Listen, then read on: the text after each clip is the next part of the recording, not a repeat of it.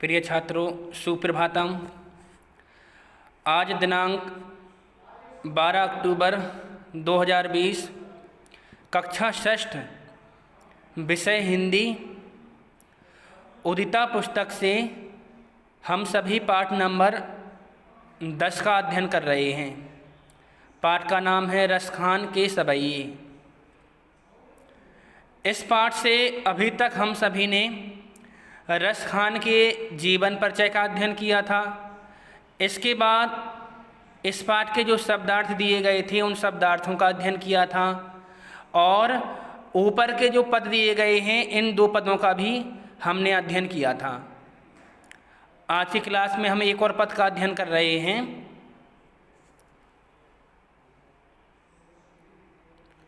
तो देखिए, या लकुटी अरु कामरिया पर राज तिहुपुर को तजी डारो, आठहूँ सिद्धि नवनिधि को सुख नंद की गाय चराएं बिसारो।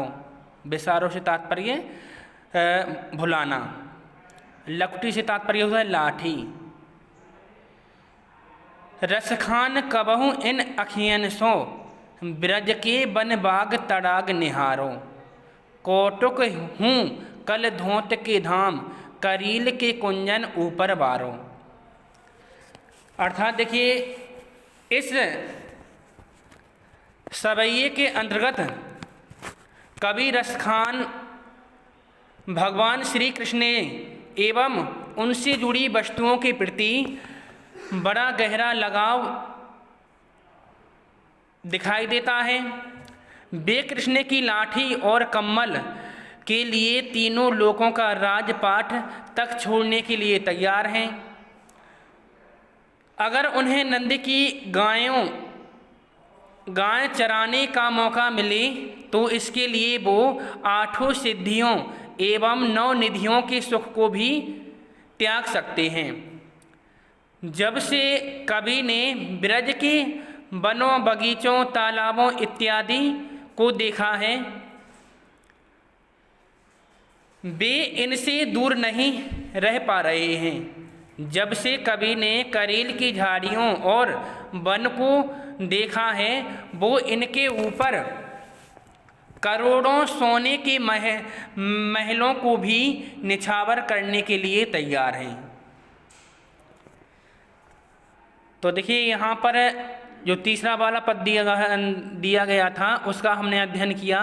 लकुटी से तात्पर्य लाठी, कामरिया से तात्पर्य कम्मल, तिहुपुर से तात्पर्य तीनों लोकों का, आठों सिद्धि नवनिधि सुख, गाय चराने के लिए, बिसारों से तात्पर्य भुला दिया, भुला देंगे, वन बाग तड़ाक, तड़ाक से तात्पर्य तालाब, और कलधों से तात्पर्य होता है सोने, सोना, और धाम से तात्पर्य महल। तो आज की क्लास में हम एक पद का अध्ययन करेंगे, अगली क्लास में हम अगले वाले पद का अध्ययन करेंगे। तो सभी छात्र एवं छात्राएं अभी तक जो 3 पद पढ़ाए गए हैं इन 3 पदों का अध्ययन करेंगे एवं इसके पीछे जो शब्दार्थ दिए गए हैं उनका भी अध्ययन कर लेंगे। इसके बाद तीनों पदों का अध्ययन करेंगे। आज की क्लास में इतना ही। धन्यवाद।